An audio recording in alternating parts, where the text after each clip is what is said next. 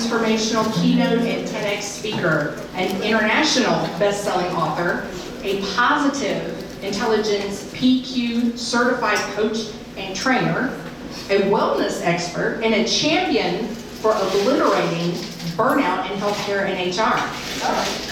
After experiencing burnout during her 26-year corporate retail career, Lisa transformed her health, losing 65 pounds and reclaiming her well-being.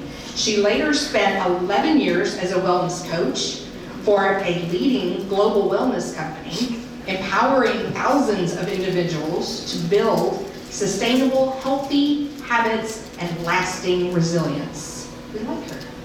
Today, Lisa equips leaders and organizations with practical mental fitness strategies to reduce stress, strengthen resilience, and create healthier workplace cultures.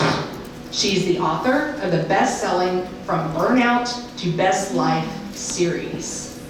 We are unbelievably honored to have Lisa Hammett, who is she's local to the area and very involved in leadership at McKinney and all those things. Here is an honored speaker. I'm just tickled.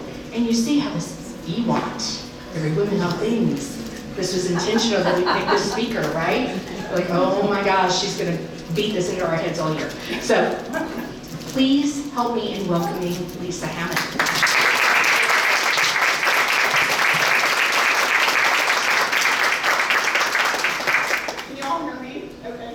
No, you have to use the microphone. Can you hear me now? Yes. Fantastic. Well, hello, beautiful ladies. You look fabulous. I should have gotten the purple memo, and I could have worn some purple, but that's okay. Well, it's great to be with you all today. So my story started back in 2005, after a 26-year career in the corporate retail sector. And I reached burnout. Anybody here relate to burnout? A little bit, maybe? Heard of it? Well, I equate it to slamming into a cement wall. I was done. Had no more mental bandwidth to continue on my current course.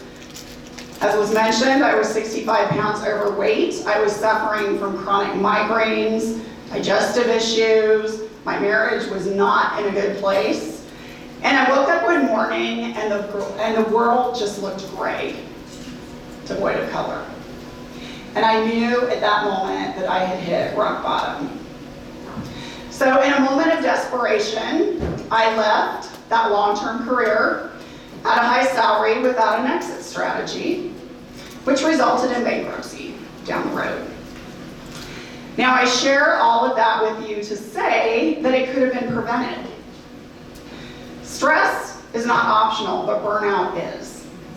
And had I done a better job managing my stress, I would have prevented burnout, and I certainly would have been more intentional about the way I left the industry.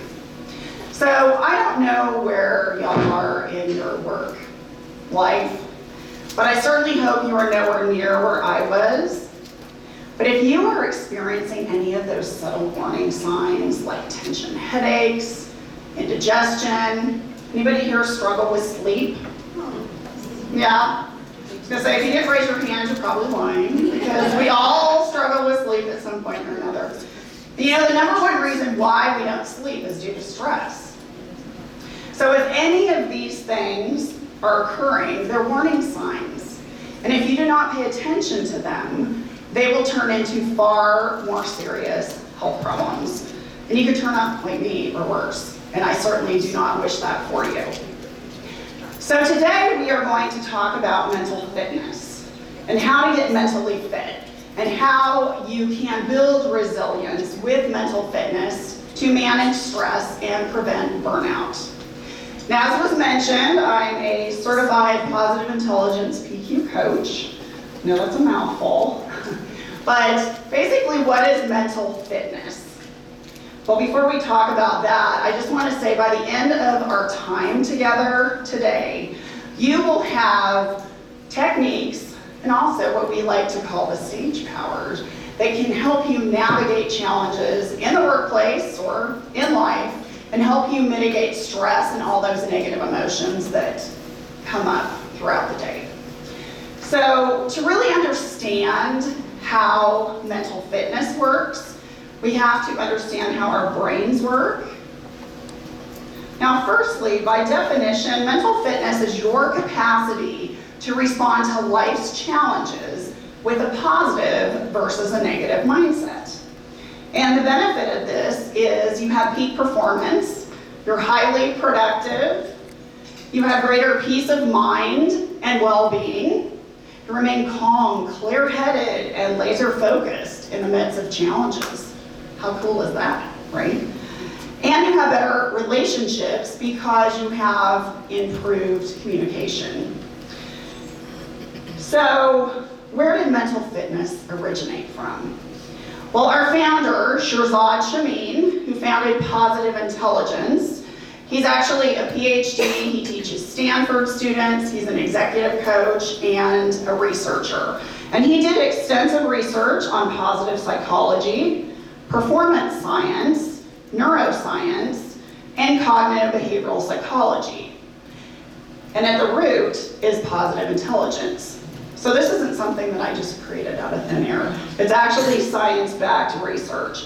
Now, the research that he did included CEOs and their executive teams, Stanford students, world-class athletes, over 1 million participants worldwide, and many global YPO, that stands for Young Presidents Organization, families and forums.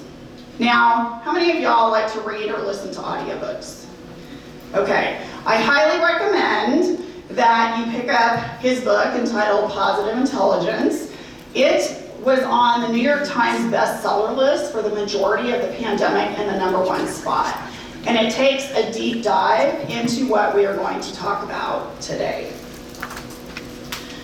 So the factor analysis research, and we're going to go over this in depth, so when you're looking at this and you're going, what the heck is she talking about? Don't worry, we're going to talk about it in depth. So there are 3 core muscles at the root of what mental fitness is, and that includes the saboteur interceptor, the sage, and the self-command. Now, to really understand how mental fitness works, we have to understand how our brains work. Now, for all intents and purposes for this discussion, I want you to think of the brain as having 2 sides, the left and the right side of the brain. Now, our left side of the brain is designed for problem solving, one task at a time. And we need that, right? Because we problem solve all day long. But where we get into trouble is when we try to do too many things. Any multitaskers out here? Yes. Again, if you didn't raise your hand, you're lying, because I know you all multitask a lot. And did you know that our brains were not even designed really for multitasking? That came actually from IBM, you know, the big computer giant, to run back office applications while we were using our computer. So multitasking is actually something that was designed for computers and not for humans. So if you're wondering why, multitasking, no, I'm more efficient. No, you're not, because when you take your focus off of one thing to focus on something else, you actually lose focus and attention on the first thing. So multitasking is not a great thing. Now, imagine you're juggling all these different things. What happens when you get all these balls thrown at you and they keep getting thrown at you? What eventually happens? You drop them. You drop them, yes.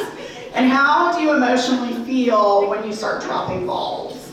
It's like a failure. Yeah, exactly. It feels like failure.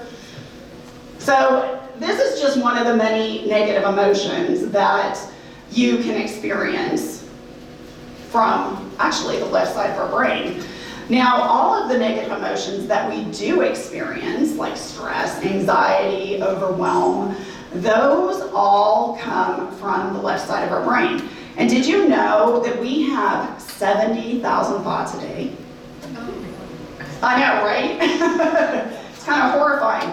And the interesting fact is the majority of them are repetitive. So we don't even know that we're having them and 80% of those are negative. So it's a wonder that we can even have a positive thought some days, right? It's kind of crazy. So again, those thoughts are repetitive, and when we think those negative thoughts over and over again, they form the neural pathways in our brain, and as a result, we start to believe them. Now, in the positive intelligence world, these negative thought patterns that we have and the corresponding behavior are referred to as saboteur traits, and there are 10 of them, and we're going to talk about those here shortly. But let's quickly go to the right side of the brain.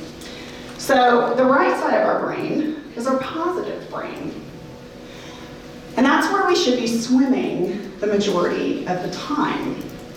Can you all remember the last time that you had one of those days where you were highly energized, things were going great, the conversations that you were having with others were engaging, you were highly productive, you emotionally and physically felt fantastic? Can you remember a day like that? How long ago was it?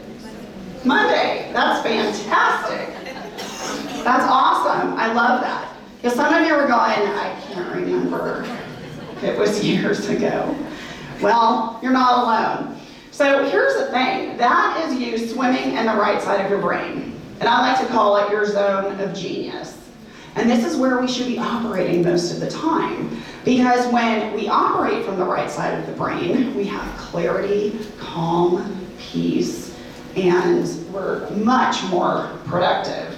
But unfortunately, all those lovely saboteurs get in the way and prevent us from doing that. Okay, so let's talk about these saboteurs. These are fun.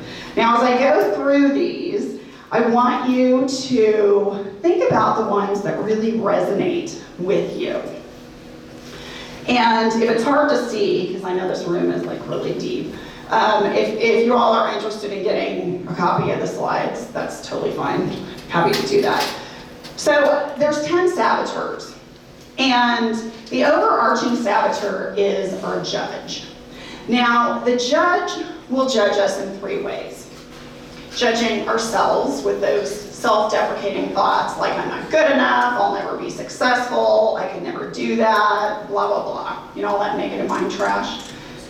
We judge others. We don't like to say that we judge others, but we do it all the time.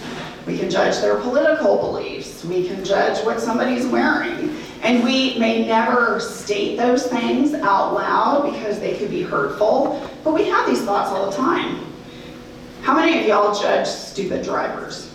That's what I'm doing right now, is saying stupid drivers. So, you know, that is an example too. You know, when we get frustrated and we're on the road, that's an example of how the judge judges others. And then it's the judge of circumstances. And have you ever had just, you know, a day where it just seemed compounding, one thing after another goes wrong? And then you start to say, well, this is terrible. What else is going to go wrong? Well, then it becomes kind of that self-fulfilling prophecy. And that's the judge basically telling you, you know what? It's just going to be a pile of you know what. So it's just going to keep, you know, manifesting. So that's the judge. Now, the 9 accomplice saboteurs actually work in conjunction with the judge. Now, they actually stem from a positive quality, but this positive quality has gone to the extreme, so it can become very dysfunctional. So, for example, the controller. Now, controlling certain things is not necessarily a bad thing. I know you all put on this little tiny craft fair called Meet the Wreath. It's teeny tiny, right? Might raise a couple $100. Okay, so there's a lot of moving parts and a lot of people involved in that to make sure that it's successful.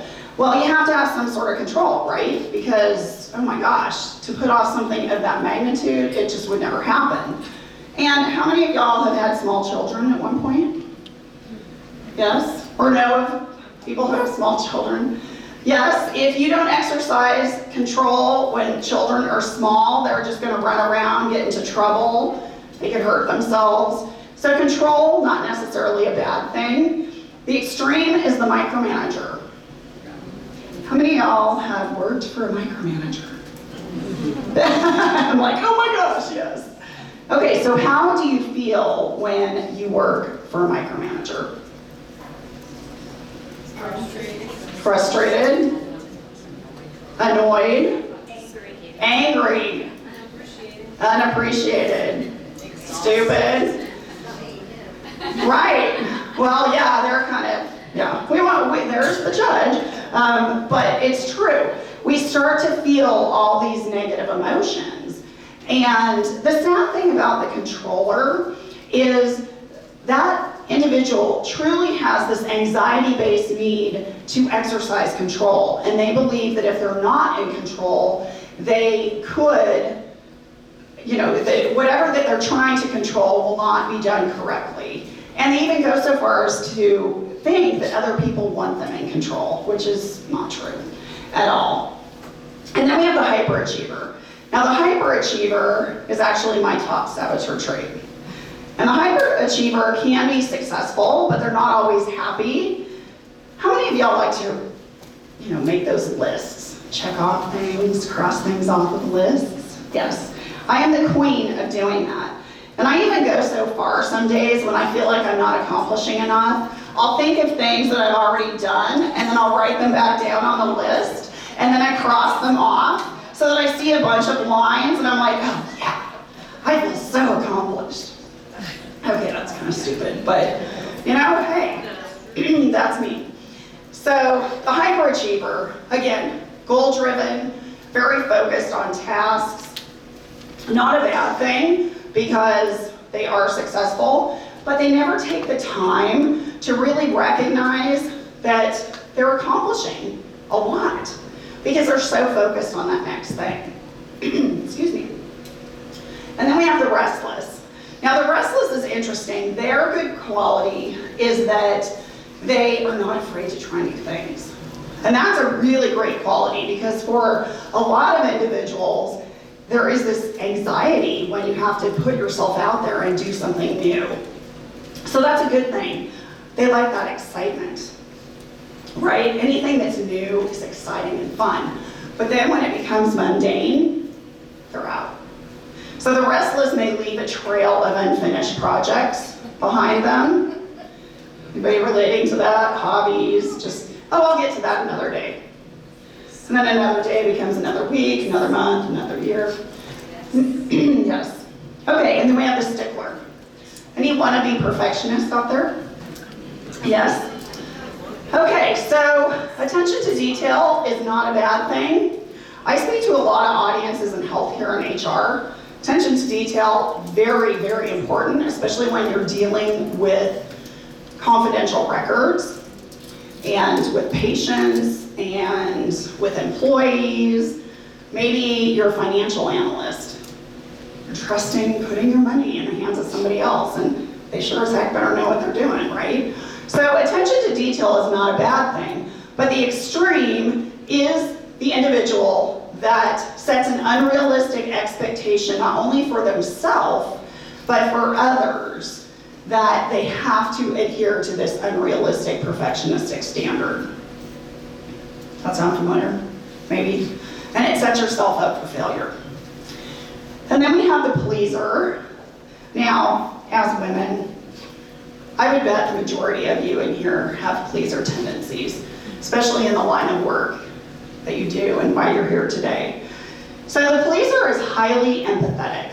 And empathy is one of the strongest, most valuable emotions that we can have. And especially if we have any kind of quality relationship with anybody, whether it's a coworker or a family member, it is very, very important to have the empathy. But the problem with the pleaser is they're always putting others' needs before their own.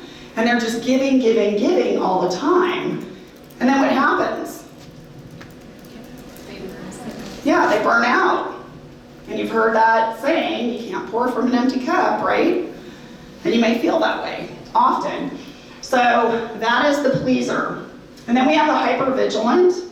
Now the hypervigilant is very self-aware, which is a great thing if you're a first responder, paramedic, firefighter, police officer, because you could potentially be in danger every single day. But have you ever been around somebody who was always paranoid that something bad's going to happen? How does that make you feel? Like something bad's going to happen. Exactly. Like something bad is going to happen.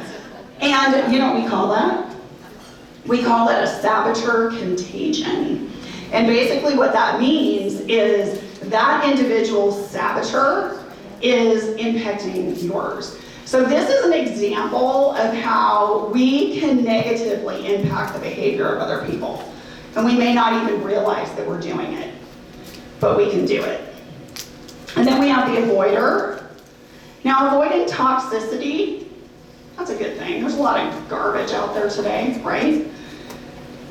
And if you're avoiding the news, or if you're avoiding, toxic media channels, social media, what have you, maybe you're choosing not to be in environments around certain individuals because they just drain your energy. That's not a bad thing. But you can't avoid always difficult conversations or tasks that you don't like. Or maybe it's an environment that you don't like that puts you out of your comfort zone, because that is how you learn and grow. And then we have the victim. And the victim, like the hypervigilant, is very self-aware and actually has a lot of empathy. But the victim has this anxiety-based need to make others feel anxious and temperamental as a way of getting attention. And they believe that if they're complaining and saying, oh, my life is so hard, everything bad in life happens to me, is that they're going to get the attention that they deserve. Well, they might get a little sympathy in the beginning, but after a while, what do you want to do? Yeah, like get rid of them. Just leave them in the dust. It's like you can't stand to be around them. And then lastly, there's the hyper-rational. Now, this individual is very, very intelligent, and they're very data-driven. So if they're putting together a report, it becomes a dissertation. If they're giving a presentation, you may have 50 slides. I had a client who was an extreme hyper-rational. And when he would present to his team, his slides had so much stuff on it, and he was just reading from it, and they just glazed look over their eyes. And that's just the way he liked to communicate, because he was very intelligent. And I'm going to use the example of a doctor who maybe doesn't have the best bedside manner, may have had one at one point in your life. And if you have to have a surgery, they might be one of the best at their craft for their surgery, but they could be saying things like, well, if you don't have the surgery, you're going to die. I'm just saying. So, and I'm the best, and I'll make sure, I can pretty much guarantee that you're not, but if you don't, it's just not empathy at all. And as a result, they struggle with having those type of empathetic relationships. Relationships are hard.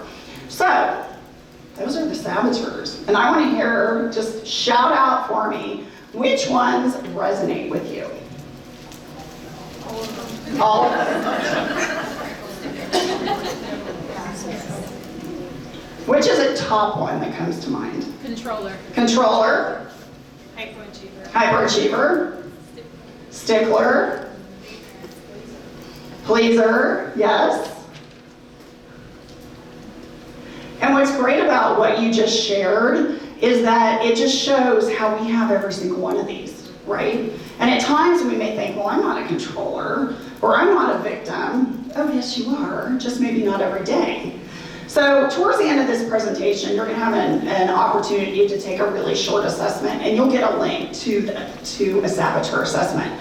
So you'll be able to actually find out what your top saboteur traits are, but I think you have a good idea what your top ones are. Okay, so here in a nutshell, our saboteurs motivate us through all those negative emotions. The judge wants you to feel stressed and anxious, and as well as the hypervigilant. And in some cases, like the hyperachiever, the hyperrational, they may be successful, but they're not happy. Now, in order to have your greatest success and happiness, is you want to operate from that sage, that zone of genius that I talked about, we're going to talk about in depth here in a minute. Because then, not only do you maintain creativity, positivity, but when challenges arise, they don't overwhelm you. So that's the sage. So I want to know, is pain good for you? Yes. And why is it good for you? Keeps you alive. Keeps you alive? Well, it can. What else? What?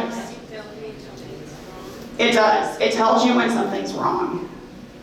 It serves as an alert, basically. Now, pain is a negative emotion, right? And did you know that if you stay in a negative emotion for more than 1 to 2 seconds, you are hijacked by that negative emotion, and it prevents you from seeing clearly, responding with empathy, clear-headed laser focus. And we often don't think about that, but it's the truth. So if you find yourself in that negative dialogue with any of those saboteur traits for more than 1 to 2 seconds, you are hijacked, and it is preventing you from not only being productive, having, responding with empathy, having those engaging conversations, and taking laser-focused action. So I want you to think about that, just to be aware of that. Now let's talk about the fun one, which is the sage. Okay, so the sage, again, all the positive emotions that we experience stem from the sage. We're peaceful, calm, clear-headed, focused. Now here's the mindset of the sage. Every outcome and circumstance can be turned into a gift and opportunity. Yes. What do you think about that? Yes. Yes. Why do you say yes? Because it can. Why can it? Why can't it? Because the power of your mind and your heart, if you look at something objectively from a 360, you can learn the lesson that then takes you onto the improvement platform and see that a positivity out of it. Yes. This is how you spin the facts. Yes, it is. It's a mindset shift, right? Yes, absolutely. And because have you ever had, again, one of those days where it gets off to a bad start and then it just seems to snowball downhill and everything negative happens? Well, that's you fixating on those negative emotions. But you can flip that. And you can say, okay, what is the gift and opportunity in this situation? Now, if you have a flat tire and you're late for a meeting, it's kind of a drag, but maybe you didn't get in an accident, which is a blessing. Now, sometimes it can be a really difficult situation, like, God forbid, somebody that you love just died unexpectedly of a heart attack, and that can be really painful. Or maybe you lost a job. And at the time, you're thinking, wow, I just don't know how I can find a positive in this.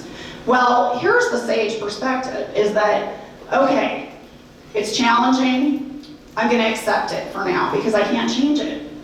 It's happened, can't change it. And then maybe down the road, I can convert it into something else.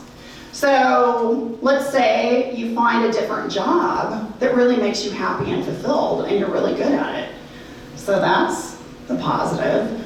And yes, losing somebody so suddenly is very difficult, but they didn't suffer from a long illness. So, it's just kind of retraining your brain. And that's what the sage is all about.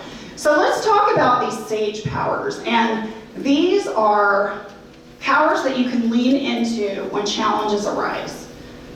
And I don't want you to think here that I'm a proponent that, it's just a mindset shift. You're never going to have challenges. That's a load of crap. I'm just going to be blunt. Life is full of challenges and you'll continue to have challenges. But you have resources to help you. So the empathize power. I briefly talked about the power of empathy, why it's so important. So somebody shout out for me, what is empathy exactly? What's a definition of empathy? Being able to relate to what someone else is feeling. Yes. Perfectly said. Being able to relate to what somebody else is feeling. And why is that important?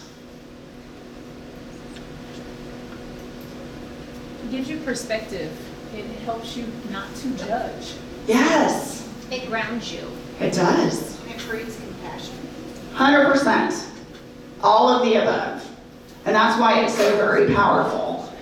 So in a situation where you might be struggling, maybe you're having a conversation with somebody and you're triggered and you're getting irritated. Maybe it's their tone of voice, it's what they're saying, it's their body language, and it's really triggering you.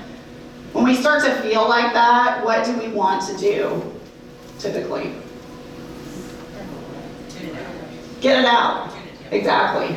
Yes, I heard somebody say step away. Well, yes, that would be great, but how many times have we done that, and how many times have we not? Yeah, think about the times that we could have reacted a little better. So the empathize power can work a couple different ways. One is trying to identify with the emotion of the other person. Now, excuse me, goodness. Now, if it is really difficult to relate to what they're going through, then you can look at it this way, from the lens of their inner child. Now, when we're born, we're inherently good, for the most part. There may be some exceptions, but for the most part, we're inherently good. And it isn't until we start going through life and all of those biases and prejudices and all that garbage attaches to us. So if we could look at somebody from the lens of their inner child and say, at their core, they're a good person. Are they, doing the best they can right now? Is this a proud moment for them? No, probably not. But you can identify that, wow, yes, I have said and done things that I wish I hadn't. So, and then empathizing too is just sitting there and helping somebody. It's not giving them a solution, but just sitting and just saying, how can I best support you? As opposed to how can I fix you? Which never helps. Okay, so that's the empathize power. And then the explore power. This is one of my favorites. So the explore power. So imagine you come into work and it's just a mess. Just imagine that maybe you're short-staffed, maybe there's just a lot of challenges happening, maybe just imagine, just not a good day at the office. And your judge would tell you, okay, this is bad, right? This is horrible. But the explore power could say, okay, what's coming up for me right now as I enter this environment? Well, what saboteurs are coming into play? Am I being judgmental? Am I being critical? Is that a result of how others are behaving? That saboteur contagion talked about. And what about the circumstances can I impact at all? Because how many times do we fixate on things that are completely out of our control? A lot. A lot, right? Like the majority of the time. So in this situation, it's asking yourself, okay, how am I reacting? How are others reacting? And can I impact this at all? And if you can't, let it go. Now the thing is though, what do we always have control over? Yourselves, okay? In particular, what?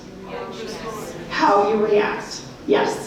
So if you go into an environment that is negative and you just start spewing more negativity, you're just feeding the fire, right? But if you go in and say, you know what, I'm going to rise above this and just make the best of a difficult situation, the thing is, negative saboteur contagion happens, but so can positive sage contagion. So you can positively influence others by being positive. All right, that's the explore power.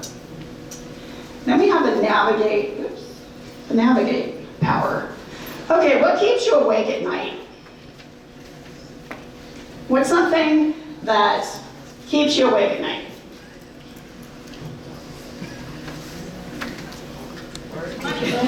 Money, the next day, what you're gonna face, yeah. Kids, yep. Death, yeah. All of these things, all of these things. So the navigate power, this is how it works. It zooms out because we tend to, when we start to go down that death spiral, we start to catastrophize. It's because we're getting stuck in the weeds and we're not looking at the big picture. So the navigate power looks through the lens of your older, wiser self. Now your older, wiser self knows your whole life. It's before them, right? They can see everything that has happened. But they can also see what you're ruminating on right now. And from the lens, the big picture lens of your older, wiser self, what would your older, wiser self tell you about this situation that you're ruminating on? It's temporary. It's temporary. Yeah. It will pass. It's not as bad as maybe you think. So it's getting out of the weeds and releasing that catastrophizing that we are so good at doing. Okay. Now let's talk about the innovate power. Oops, going too fast here. The innovate power. This is a good one, especially when you are in a group setting and it is important for everybody in the group to contribute in some way. So I'm sure you have meetings, right, where you're talking about a particular topic, maybe 3, it could be anything, and your mission, how you want to serve, other fundraising. And the objective is, okay, we need to brainstorm what we're going to do in maybe a given situation. So the innovate power would start with the first person basically providing an answer or a suggestion. Well, I suggest maybe we try this. And then it would go to the next person. And the next person would say, what I like about that is, and. So what they're doing is they're recognizing what the first person said, and then they're offering their own input. Now it could be a continued suggestion about what they'd already provided, or it could be a totally different idea.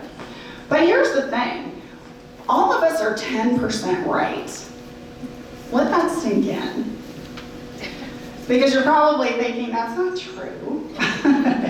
All of us are 10% right, and this is why. Because from the individual standpoint, biases, how you were raised, what have you, you're right in this situation.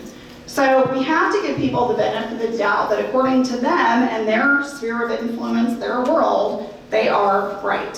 So that's why this power is so good, because you are validating that somebody provided a good suggestion, or maybe it's not a great suggestion, but it has value, and then you can move on to something else. Now, you just go around until everybody has had an opportunity to provide a suggestion. Now, what's super important about this is to make sure that criticism does not come into play here. Why would that be the case? What is criticism? Control. Judgment. Yes, and where does that stem from? Negative saboteurs, right? So this is the sage. We're in our sage, and that's calm, clear-headed, laser-focused. We want to be calm, right?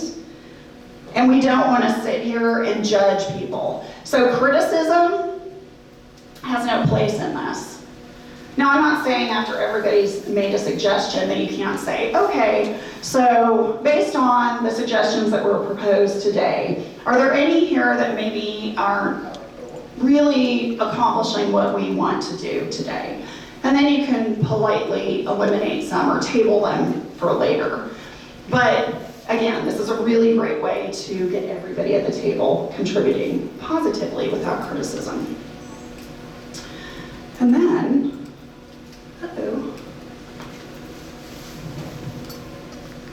Here. this just died. Okay, well that's okay. the last power is the activate power. So the activate power is 1, preempting a saboteur, and 2, asking yourself, what is one thing that I can do to move forward? Okay, do we have any procrastinators here? Yes. Yes. And do you know why we procrastinate? You work well under pressure. What was that? Avoiding? Why do we avoid something? What was that? We don't want to do it. And why do we not want to do it? It's hard. It's uncomfortable. Ultimately, it's a fear of rejection. We fear that we are not going to show up as our best self. Okay? That's a problem. And we fear that others will think badly of us. So in a sense, when we tend to procrastinate and put off something, and maybe if we're not necessarily fearful, but we just don't enjoy it and we keep pushing it off and pushing it off, this is a way to get into action. So again, preempting the saboteurs. Which saboteurs are coming up? Well, avoider, clearly, right? And then, okay, so what is needed now? So what is one thing that I can do right now to get into action? Now, you know, if you have a big project, a big event that you're planning, sometimes it can be really overwhelming. So what's the first thing that you do? Well, maybe you pull a report on some data from last year. Or maybe you make a list of people that you want to work with you on this particular project. Whatever it is, you break it down into small, easy, stupid easy steps. Because you want to make sure that you can do it. Because that builds self-efficacy. So that is the activate power. All right, thank you. So now you're probably wondering, we spent a lot of time talking about the saboteurs, all those negative things that go on in our head, right? And then we spent a good amount of time talking about our stage. So you could be thinking, well, what if I'm really hijacked? If I'm really hijacked, how do I get from a saboteur perspective to my sage? How do I do it? Okay, this is where what we call a 10 to 15 second PQ rep comes into play. And basically what this is a micro meditation that engages your senses. And I want you to do these with me so that you understand how they work. Okay, so first sense, sight. I want you to look at something on the table in front of you. I want you to stare at it as if you've never seen it before, even if you've looked at it a million times. Notice tiny details, colors, shapes. Just stare at it.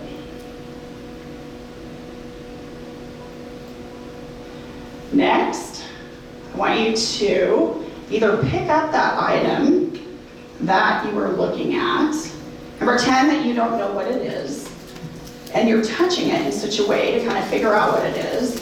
Or if you want to rub your index finger and your thumb together slowly. And I want you, when you're touching, whatever you're touching, notice, edges. Is it smooth? Is it sharp? Which then brings me to sound. And this is a fun one. And I always do this when I go for a walk in the morning. I think about how many different sounds can I hear. And this is a good thing too, in the heat of the moment when you're stressed and you're like, oh my gosh, and you just need to take a minute. You can do this without closing your eyes, without going into a room to meditate. You can just pause for a moment, take a deep breath, and focus on however many sounds you can hear. So how many sounds do you hear right now? Hear people rustling candy. Priority, right? Candy's good. My voice. Clearly, people kind of chuckling. Your fan. What else? So when you stop to think about it, there are so many different sounds. Now, another thing that is really powerful is the breath. I'm sure you've heard of this before, but let's talk about when we're really hijacked. We're in a situation where our body is really activated and our central nervous system is going into fight or flight mode, which some of you may know, or a lot of people may know. Basically what that is your central nervous system is just going into overdrive. And here's the thing about our brain, is our brain cannot discern between real danger, like somebody's holding a gun to your head, that'd be pretty bad, or manufactured. You know, we're catastrophizing about something. It's like, oh my gosh, I'm gonna fall flat on my face, or nobody's gonna like this, or you know, whatever. Our bodies, when we get really hijacked, our bodies react the same way. And what are some symptoms? Sweating, maybe heart rate, escalated heart rate. You might even shake a little bit. You might feel lightheaded, you might feel nauseous. One of the best ways when you are in a situation like this to help regulate your central nervous system is to pause for a minute and force yourself to take a couple slow, deep breaths. Because what happens when you take a slow, deep breath and exhale slowly, your heart rate is slowing down. And when you can get your heart rate to slow down, that fight or flight response is going to dissipate. So it can be very helpful. Now, another one, when was the last time that you actually savored a cup of coffee or tea, or actually really paid attention to something that you ate? Usually we go through life and we're so busy and we're like, oh, caffeine, I just need to stay awake, right? And if we're busy and we're eating at our desk or what have you, we're not even really paying attention to what we're eating. But the thing is, you could make a PQ rep out of what you're eating or drinking. And I'm not saying that you sit there for 20 minutes and you go, oh, this is so good, you know, no, that would be weird. But you can look at it, because think about it, when you go to a nice restaurant, you like to experience, right? You notice the plating, you notice the colors, you savor bites. Well, do that with your food. And again, you don't have to spend 15 minutes doing it, but notice textures. You know, is there a crunch? What does it taste like? You know, flavor profiles. I like to savor my cup of coffee. And again, you're probably thinking, well, these are kind of silly, but here's the thing. They take the focus off of the negative thought patterns that are causing that saboteur interference. Now, the key to making this work is to figure out how you can incorporate PQ reps throughout your day so they become second nature. Because I can tell you how great these are, but if you don't make PQ habits, it's going to be really hard for you to see a benefit from this. So what's an example? Let's see. What is something that you do when you first wake up in the morning? Walk your dog? Thank God? Okay. Well, thanking God could actually be a PQ rep. Affirmation in a sense. Walking your dog. You walk your dog, what could you pay attention to? Sounds. Smells. If you get up, go to the bathroom, you know, notice different sounds. When you're washing your hands, notice how the water and the soap feel as you're lathering up your hands, as you're drying your hands. If you make a beeline for the coffee machine, then, you know, notice the different sounds as you're making your cup of coffee. Notice the smell. And then throughout the day, you know, pause.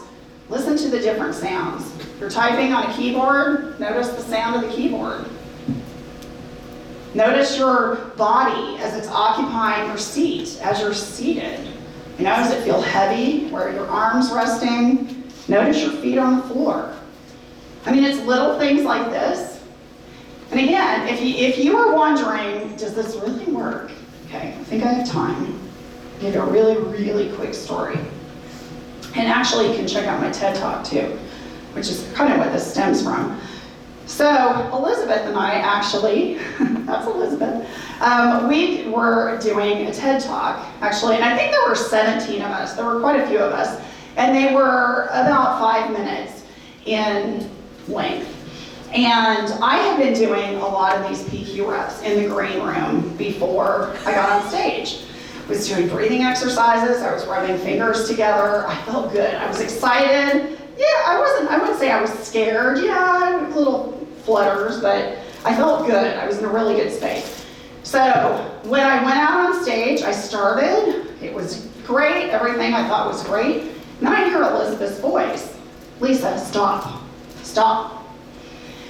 And at first I'm thinking, no, this isn't happening, because this doesn't happen during a TED Talk.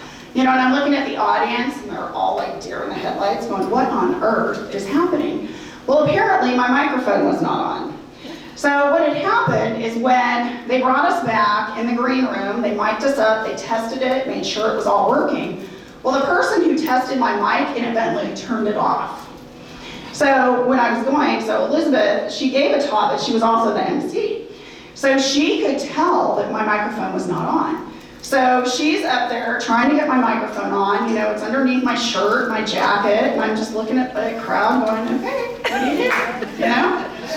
And they kind of nervously chuckled, and then she said, please start over. And I did. And I gave a great talk, and I will tell you the reason I did is because I was doing PQ reps before I got on stage. So if you have a presentation or are making an important phone call, whatever it is, these work.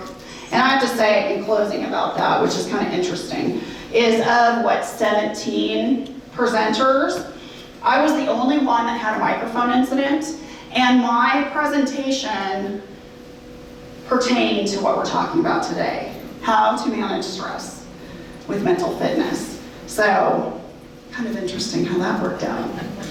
But anyways, okay, so, did you learn something today? Something helpful? What I would really appreciate, and we have time, is if you would take out your phones and scan this QR code. And take a short 2-minute survey. Probably won't even take you 2 minutes. And as a thank you, you're going to get that link to that saboteur assessment that I told you about. You're also going to get a free workbook, which actually pairs with my latest book, and I do have books in the back, if anybody's interested. But I want you to be very honest with your feedback. Tell what you liked about the presentation, what I could have done better. And I actually use audience feedback to modify presentations. So please, I'm going to give you like a minute and a half, and then we're going to wrap up with a call to action.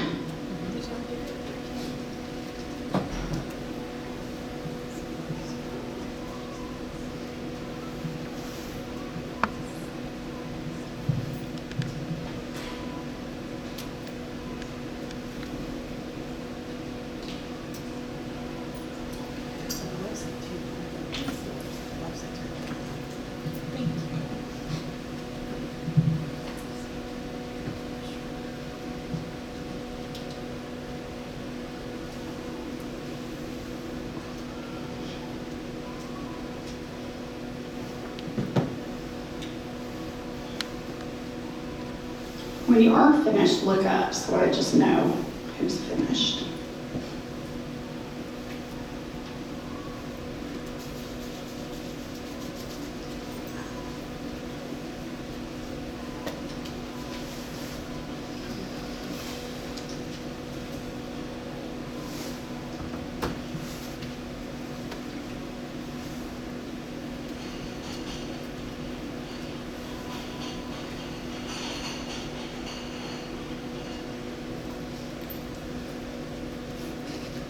Okay, I'm going to give you like another 20 seconds, and then we're going to wrap up with a call to action.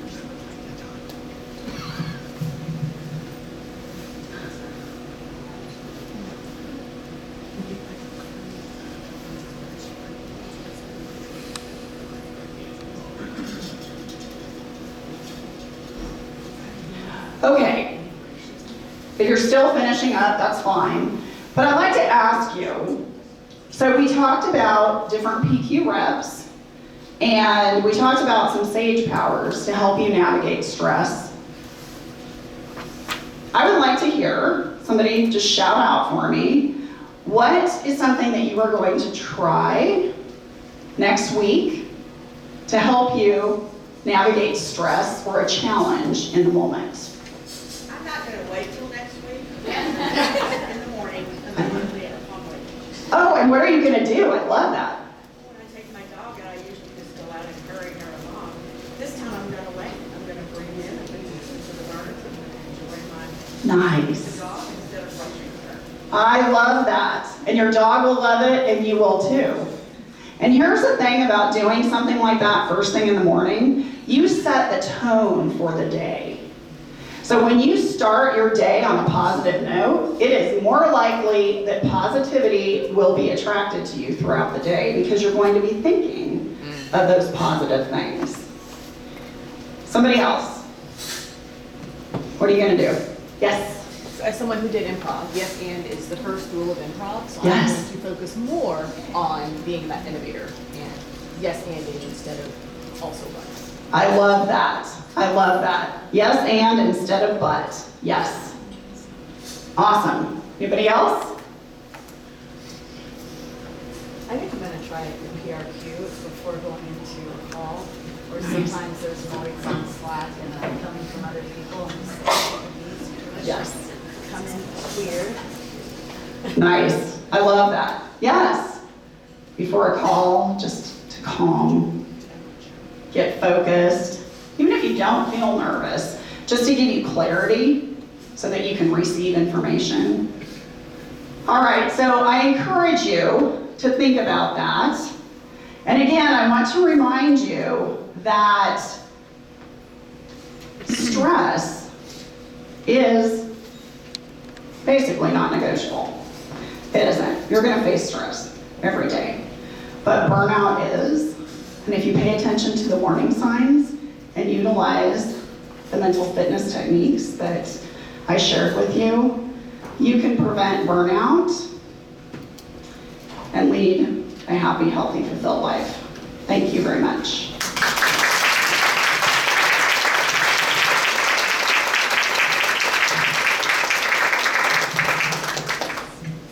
Every woman, all things.